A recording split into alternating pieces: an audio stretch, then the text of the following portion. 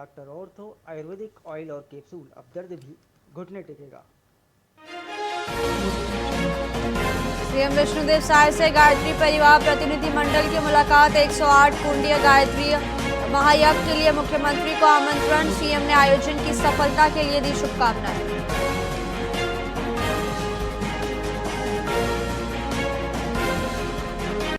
CM Vishnudeo Sai ने गुरुपीठ में पूजा की। सीएम ने प्रदेश की सुख समृद्धि के लिए प्रार्थना की। गुरुपीठ में सीएम ने धार्मिक अनुष्ठान किया।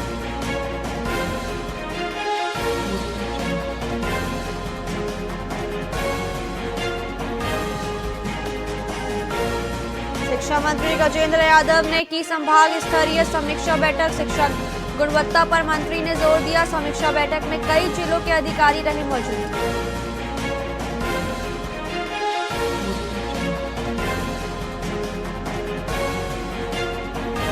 जमीन रजिस्ट्री गाइडलाइन को लेकर व्यापारियों के बीच पहुंची कांग्रेस। रायपुर में रजिस्ट्री के सार्वजनिक बहिष्कार की बनी रणनीति। कांग्रेस के आंदोलन की भी तैयारी।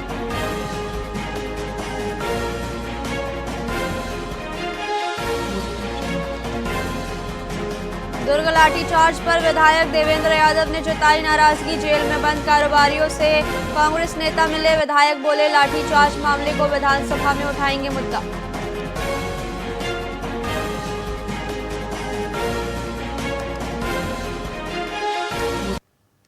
नमस्कार, आप देख रहे हैं वीआईपी न्यूज। मैं हूं प्राची। आइए रुक करते हैं खबरों की ओर। जिला अस्पताल की स्थिति बेहद चिंताजनक हो चुकी है। अस्पताल में सिटी स्कैन मशीन काम नहीं कर रही है और दवाइयों का स्टॉक भी अपर्याप्त है, जिससे मरीजों को सामान्य दवाइयां भी बाहर से खरीदनी पड़ रही है। डॉक्टरों की संख्या कम होने से गंभीर मरीजों की जांच समय पर नहीं हो पा रही।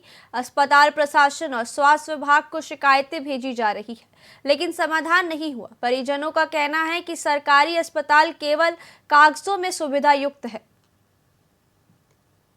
मेडिकल ऑफिसर कभी कभी है, 2-4 और अगर मिल जाते तो ठीक था। ऐसा मशीनों की क्या स्थिति है? सिटी स्कैन तो पिछले 1-1.5 वर्ष से खराब पड़ा हुआ है। बारिश में डूब गया था, तब से खराब है और रिपेरेबल भी नहीं है। इसकी जानकारी भी हमने शासन स्तर को दे दिया है। एक्सरे भी चल रहा है, सोनोग्राफी की व्यवस्था है भी वर्तमान में चल रही है। शिफ्टिंग की क्या व्यवस्था है? हाँ, रिनोवेशन के पश्चात अभी रिनोवेशन का काम लगभग 80-90% हो गया है। इसमें कुछ वार्ड को हम लोग शिफ्ट कर देंगे।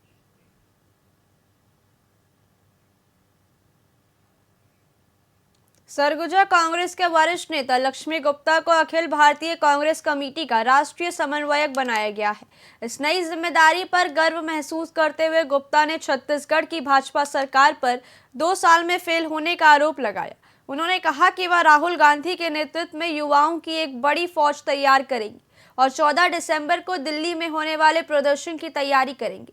गुप्ता ने SIR फॉर्म भरने में हो रही दिक्कतों को भी सरकार का ढकोसला बताया।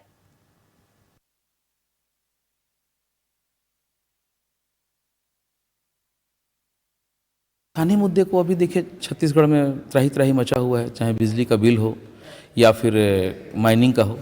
माइनिंग में आप देख रहे हैं, कल भी खूनी संघर्ष हुआ मेरा खदान में। ये कहाँ तक उचित है? अगर हम किसी की ज़मीन ले रहे हैं तो हमको उसकी सहमति चाहिए कि नहीं चाहिए। भू राजस्व संहिता 2013 के हिसाब से आपको सबसे पहले ग्राम सभा का प्रस्ताव चाहिए और उस ग्राम सभा में 80%, 70 से 80% लोगों का प्रस्ताव हाँ में होना चाहिए कि हाँ हम ज़मीनें देनी चाहते हैं। और उसके बाद का प्रक्रिया है कि आपको 4 गुना रेट, जो बाज़ार दाम होगा उसका 4 गुना रेट आपको देना पड़ेगा। अब आगे की ट्रेंड क्या रहेगी? आगे की ट्रेंड रहेगी कि हम जनहित के मुद्दे को लेकर के हमेशा उतरे हैं, आगे भी उतरेंगे। स्थानीय मुद्दे को भाजपा प्रदेश प्रवक्ता देवलाल ठाकुर ने प्रेस ब्रीफिंग में बताया कि मुख्यमंत्री विष्णुदेव साय के 2 वर्ष का कार्यकाल सुशासन और उपलब्धियों से परिपूर्ण रहा है। उन्होंने कहा कि राज्य में विकास तेजी से हो रहा है। ठाकुर ने यह भी कहा कि प्रधानमंत्री के 2047 तक भारत को विकसित राष्ट्र बनाने के संकल्प में आदिवासी समाज का सशक्तिकरण महत्वपूर्ण है, क्योंकि उनके विकास के बिना यह लक्ष्य संभव नहीं। जी देखिए, सरकार ने जो मोदी जी की गारंटी थी उसको तो दूसरे ही दिन जब मीटिंग करके जो 18 लाख आवासों को स्वीकृत कर दिया गया। जितने हमने बोले थे कि मोदी की गारंटी के तहत हम जो किसानों को बचा हुआ जो 2 वर्ष का बोनस है उसको भी हमने 25 दिसंबर में हमारे स्वर्गीय अटल बिहारी वाजपेयी के जन्म दिवस के दिन कर दिया गया उस भी योजना को पूरा। और जो धान खरीदी है आज 3100 रुपया हम ले रहे हैं उसको भी उस गारंटी के तहत हमने कर दिया। तो मोदी जी की गारंटी कहीं पर भी अधूरा है ऐसा नहीं है। मोदी जी की गारंटी मतलब काम होने की गारंटी। छत्तीसगढ़ क्रांति सेना के प्रदेश अध्यक्ष अमित बघेल को रायपुर में सरेंडर करने से 10 मिनट पहले देवेंद्र नगर पुलिस ने गिरफ्तार कर लिया है। आपत्तिजनक बयानों से जुड़े मामले में बघेल 26 दिनों से फरार थे और उनके खिलाफ 12 राज्यों में एफआईआर दर्ज है। उनके अग्रिम जमानत याचिका को सुप्रीम कोर्ट ने फटकार लगाते हुए खारिज कर दिया था। गिरफ्तारी के बीच शुक्रवार को उनकी मां का निधन हो गया, जिसके अंतिम संस्कार में शामिल होने के लिए बघेल अब जमानत के लिए आवेदन कर सकते हैं।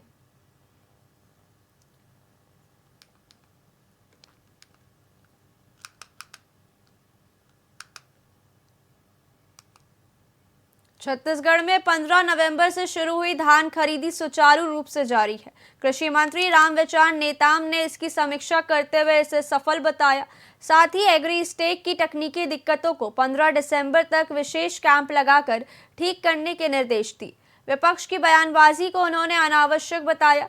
राहुल गांधी द्वारा जिला अध्यक्षों को ट्रेनिंग देने की घोषणा पर तंज कसते हुए मंत्री नेताम ने कहा कि कांग्रेस को आलू से सोना बनाना सिखाने वाली ट्रेनिंग देनी चाहिए, क्योंकि उनकी सोच वास्तविकता से दूर है। देखिए, पूरे प्रदेश भर में धान की खरीदी बहुत सुचारू रूप से चल रही है और किसानों का जहां भी समस्या आ रहा है उसका समाधान करने के लिए भी निर्देश जारी किया गया है। साथ ही साथ कहीं कहीं ये भी शिकायतें रही हैं कि बहुत सारे किसानों का अलग अलग क्षेत्रों में उनका एग्रीटेक की वजह से उनका अभी समाधान नहीं हो पाया है। छत्तीसगढ़ विधानसभा का शीतकालीन सत्र 14 दिसंबर से शुरू होने जा रहा है, जो कि नवा रायपुर के नए भवन में होने वाला पहला सत्र होगा। विधानसभा अध्यक्ष डॉक्टर रमन सिंह ने तैयारियों की जानकारी दी। उन्होंने बताया कि इस बार सदन में विजन @2047 पर विस्तृत प्रस्तुतिकरण और व्यापक चर्चा होगी। सत्र के पहले दिन छत्तीसगढ़ के विकास से जुड़े सवालों का जवाब सरकार देगी। नए भवन का हाल ही में प्रधानमंत्री मोदी ने उद्घाटन किया था, जिससे यह सत्र और भी ऐतिहासिक हो जाएगा। नए भवन में प्रवेश के साथ माननीय प्रधानमंत्री जी ने विधिवत लोकार्पण कर दिया और अब जो नया सत्र हो रहा है नई तैयारी के साथ और 14 तारीख से दिसंबर 14 को पहला दिन होगा और पहला दिन एक नया प्रयोग भी हो रहा है। विजन 2047 उसका प्रस्तुतिकरण होगा और दिन भर विधानसभा में कोई प्रश्न उत्तर या कोई ध्यानाकर्षण पहला दिन नहीं है।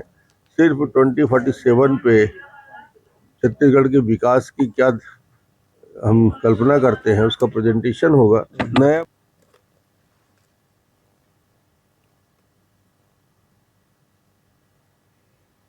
फिलहाल खबरों में इतना ही। देखते रहिए VIP न्यूज़। नमस्कार।